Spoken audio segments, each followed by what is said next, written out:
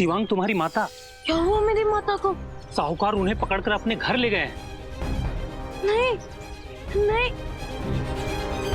ओम कटुके कटुक पत्रे हुम भट स्वाहा हृदय नमः सुबगे आसुरी हुम भट स्वाहा सिर से स्वाहा रक्ते रक्त वास से शिखाय वश अथ वर्ण दुहिते हुम भट स्वाहा कवचाय हुम अघोरे अघोर कर्णकारी के ओम फट स्वाहा नेत्रत्राय वौसट अमूकश्यम गति ओम फट स्वाहा शस्त्राय फट।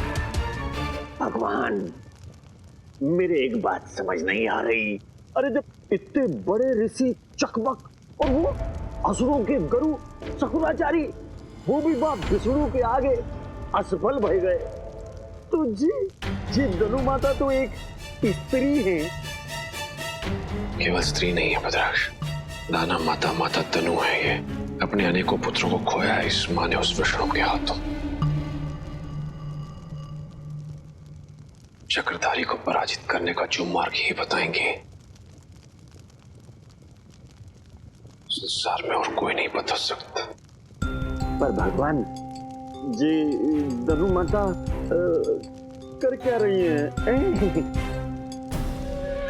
माता तनु मेरे लिए मार्ग ढूंढ रही है जिसमें कोई बाधा उत्पन्न न कर पाए वो चक्रधारी, और मैं उस मोर पंखधारी बांसुरी बजैया माखन चोर ग्वाले की लीला समाप्त कर सकूं। जय हो माता तनु की।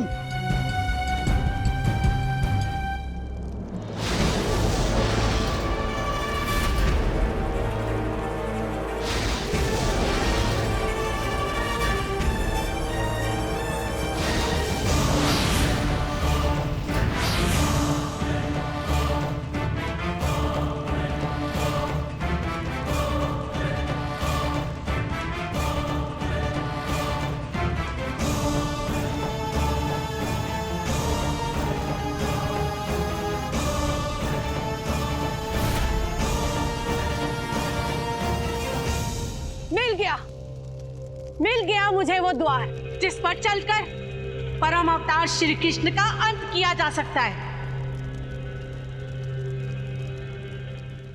हरिओम।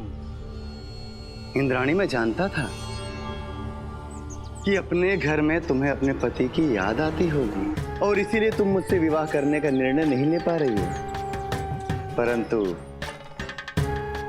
आप करोगे ना मुझसे विवाह? एक स्त्री का हरण करके, उसका अपमान करके तुम मुझसे विवाह करना चाहते हो?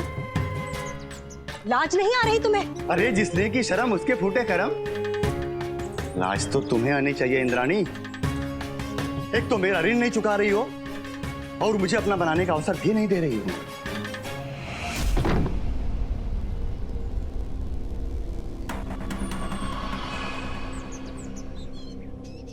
पुत्र शिवांग, छोड़ो मुझे।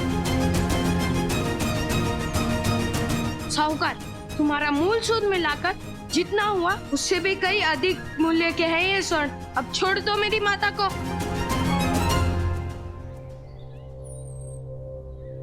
अरे वाह, स्वर्ण की। हरिओम। इंद्राणी, इसका अर्थ तो ये है हमारा शिवांग अब सुर सम्राट बन गया है। किंतु एक बात बोलूं पुत्र, तनिक विलंब कर दिया तुमने यहाँ आने में। तुम कहना क्या चाहते हो साहूकार? यही कि अब तुम धन लाओ, स्वर्ण लाओ, स्वयं आओ या फिर अपने पिता को लेकर आओ। तुम्हारी माता से विवाह तो मैं करके ही रहूंगा। बांध दो इस बालक को। छोड़ो मुझे। नहीं साहूकार, छोड़ो, छोड़ दो। नहीं साहूकार, छोड़ दो मेरे पुत्र को। नहीं, छोड़ो मुझे, छोड़ो, छोड़ो। एक बात बोलो पुत्र, जिस तरह बंधे हो ना उसी तरह चुपचाप खड़े रहो, क्योंकि अभी मुझे तुम्हारी माता से बात करनी है। देखो इंद्राणी, तुम्हारे पास सिर्फ एक ही मार्ग बचा है, या तो तुम मुझसे विवाह कर लो या तो मैं तुम्हारे पुत्र की जीवा काट दूंगा।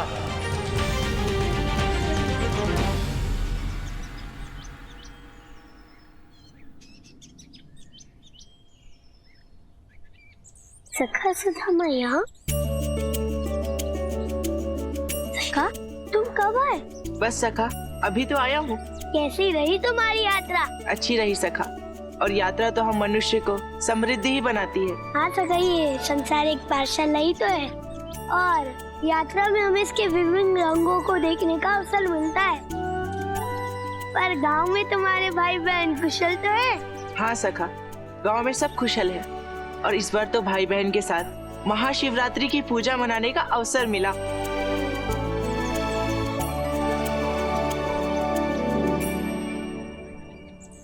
परंतु सखा, मुझे क्षमा करना, मैं इस बार महाशिवरात्रि में आपके साथ नहीं रहा। सखा, तुम अपने भाई बहन से मिले, उन्हें प्रेम और स्नेह दिया, इससे बड़ी पूजा क्या हो सकती है? भगवान शिव में और तुम में कोई अंतर नहीं है। जैसे महादेव संसार के पालक है, वैसे ही अपने मैया बाबा के जाने के बाद अपने परिवार के पालक हो सका। सखा, संसार के पालनहार तो शिव है, किंतु मेरे पालनहार तो आप है सखा। ठीक है सखा, किंतु अपने गुरुकुल वापस जाने से पहले कुछ दिन हमारे साथ हो। पता नहीं अब दोबारा कब भेंट होगी। चलो सखा।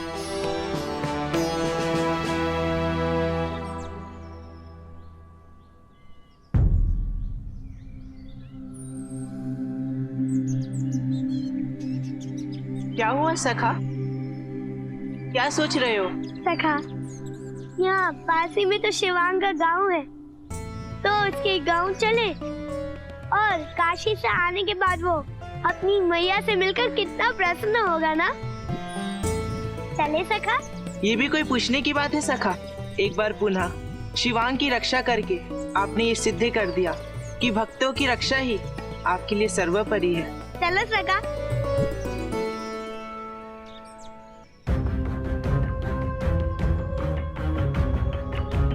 नहीं साहूकार, छोड़ दो मेरे पुत्र को।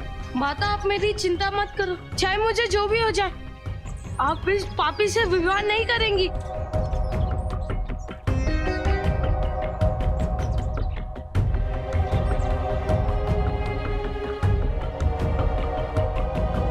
नहीं साहूकार, छोड़ दो मेरे पुत्र को। अरे इसे तो मैं छोड़ दूंगा, लेकिन इसके बदले मुझे क्या मिलेगा?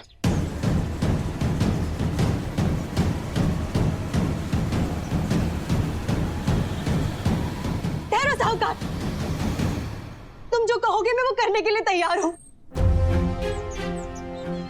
करूंगी मैं तुमसे विवाह, किंतु मेरे पुत्र को छोड़ दो। ये हुई ना बात, छोड़ो। भाभी है, चले भाग्यवान। ब्याज पर धन देता हूँ, सूद समेत लेता हूँ। माता, ये क्या करने जा रही हैं आप? पुत्र, एक माँ के लिए उसके पुत्र के जीवन से बढ़कर कुछ नहीं होता। चले भाग्यवान, चले। माता, माता, हे नारायण, अब आप ही हमारी रक्षा कर सकते।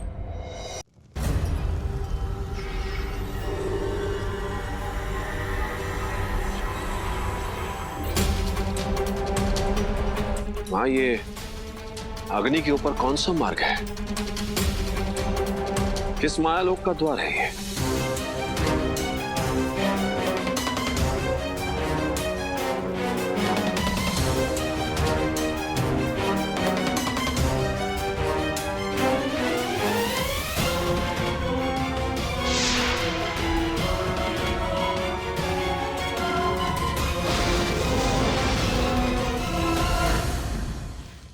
ये वामन लोक का द्वार है पुत्र,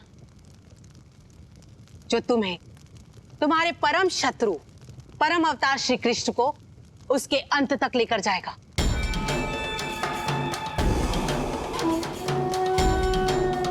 ये द्वार उस छलिए कान्हा की मृत्यु का द्वार? कैसे मां? क्योंकि पुत्र, वामन अवतार विष्णु का एकमात्र ऐसा अवतार है जो शक्ति नहीं अपितु संस्कार का रूप है, जो शस्त्र नहीं शास्त्र धारण करता है, जो बल नहीं बुद्धि निदान है। इसीलिए इस बलहीन शक्तिहीन शस्त्रहीन वामन अवतार का अंत बहुत ही सरल है।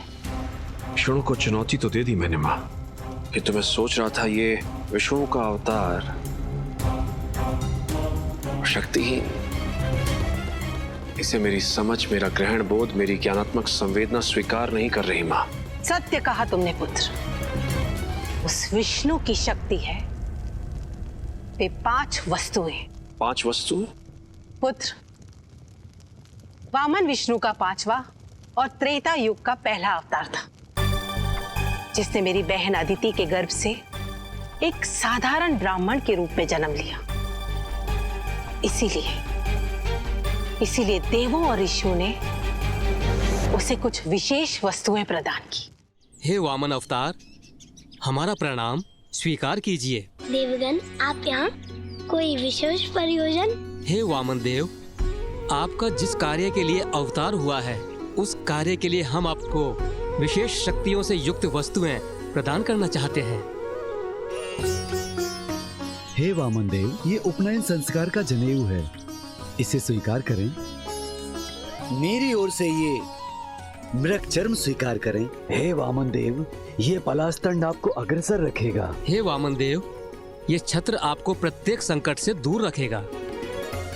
हे वामन देव, ये दान पात्र आपके लिए अक्षय पात्र के समान उपयोगी होगा।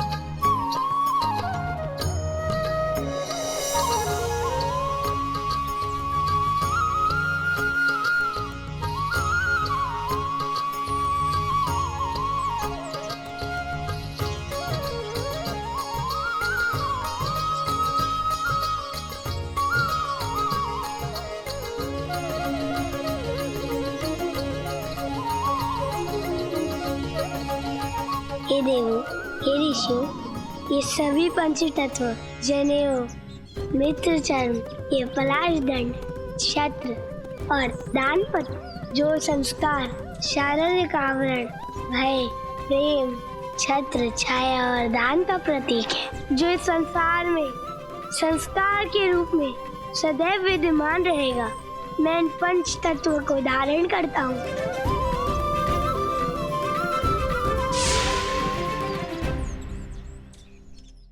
पुत्र, वे 5 वस्तुएं देवों और ऋषियों द्वारा प्रदान किए गए वो संस्कार ही उस वामन की सबसे बड़ी शक्ति है। यदि तुमने उन 5 वस्तुओं पर अपना अधिकार कर लिया तो उस कृष्ण को तुम्हारे सम्मुख वामन अवतार में आना ही पड़ेगा। और यदि वो परम अवतार श्री कृष्ण बलहीन शक्तिहीन शस्त्रहीन वामन अवतार में मेरे सम्मुख आ गया तो भगवान कंस के हाथों उसका वध वैसे ही होगा जैसे सिंह के हाथों शावक का होता है।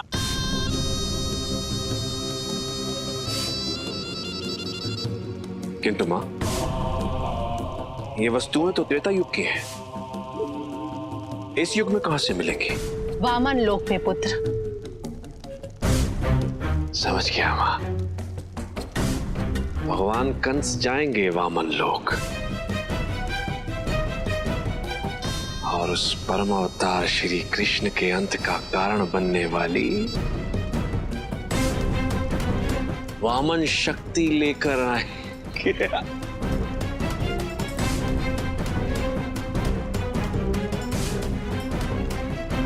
मेरी माता की रक्षा कीजिए प्रभु, रक्षा कीजिए। मेरी माता की रक्षा कीजिए प्रभु, रक्षा कीजिए। सखा, ये तो शिवांग का स्वर है। लगता है वो किसी संकट में हमें से बचाना होगा। चलो सखा, चलो।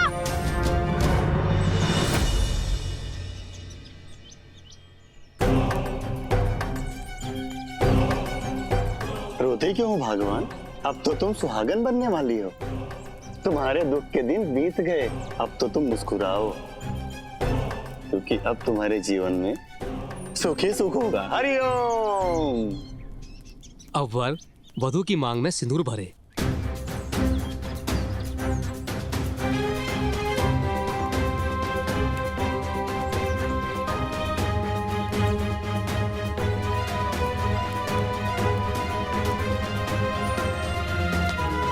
हेलो साहूकार।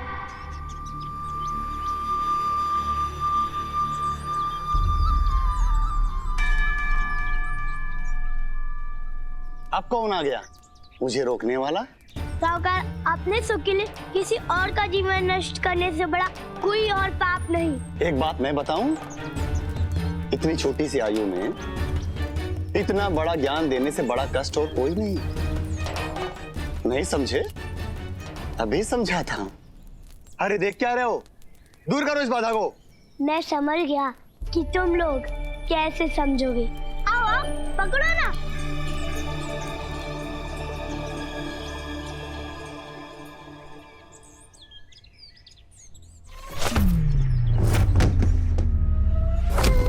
उठो उठो ना, क्या हार मान ली? आओ।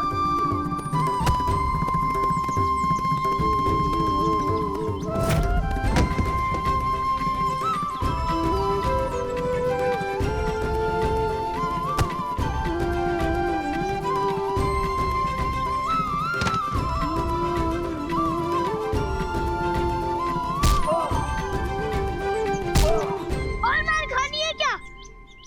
तो भागो यहाँ से। ये बालक तो बड़ा ही शक्तिशाली है, परंतु एक बार यदि मेरा विवाह हो गया तो ये भी कुछ नहीं कर सकता। पंडित जी मंत्र पढ़ो। ओम भूर्भुवस्य तत्सवितुर्वरेण्यं भर्गो देवस्य धीमहि।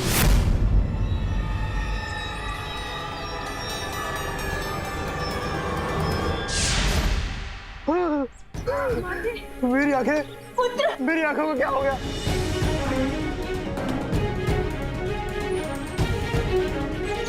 मेरी आंखों को क्या हो गया?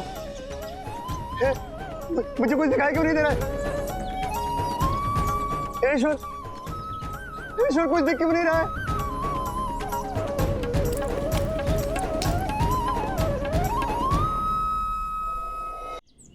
मुझे कुछ दिखाई नहीं दे रहा है।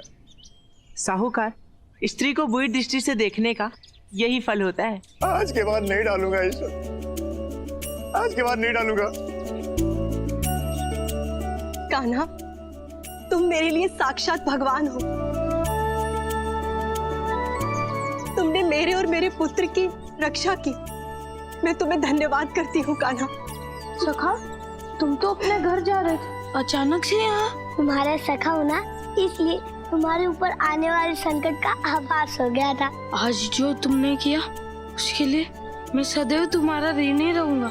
नहीं सखा, मैं तो बस माध्यम हूँ। सत्य तो ये है कि तुम्हें नारायण की भक्ति का फल मिला है। सखा, अब तुम अपनी माता के साथ सुखपूर्वक जीवन यापन करो। काकी, अब हमें आज्ञा दीजिए। तुम भी अपना ध्यान रखना, ठीक है सखा? कान्हा, कान्हा, मुझे अपनी भूल का आभास हो गया कान्हा, परंतु मेरी आंखें मुझे लौटा दो कान्हा। जाओ साहूकार और नारायण की भक्ति करो, क्योंकि वो करुणा निदान है। अब केवल उनकी कृपा से ही तुम्हारे पापों से तुम्हें मुक्ति मिल सकती है। समझ गए क्या? चलो सखा। नारायण, नारायण, नारायण, नारायण, मुझे क्षमा कर दो नारायण। नारायण नारायण। प्रभु, आपकी लीला अपरंपार है। जिस प्रकार आकाश से गिरा जल धरती में जा मिलता है, उसी प्रकार आपकी की गई उपासना आप तक पहुंची जाती है प्रभु। फिर चाहे वो उपासना आपकी भक्ति की हो या संगीत की, इस संसार में जो भी आपकी उपासना करता है उसकी उपासना फलित ना हो, ऐसा तो कदापि संभव नहीं है ना प्रभु। प्रभु, आज आपने अपने दोनों भक्त शिवांग और सुरमणि को न्याय ही नहीं दिलवाया, अपितु इस संसार में संगीत कला के महान परंपरा को स्थापित कर दिया। प्रभु, आप धन्य हैं प्रभु, आप धन्य हैं। आपको कोटि कोटि प्रणाम प्रभु।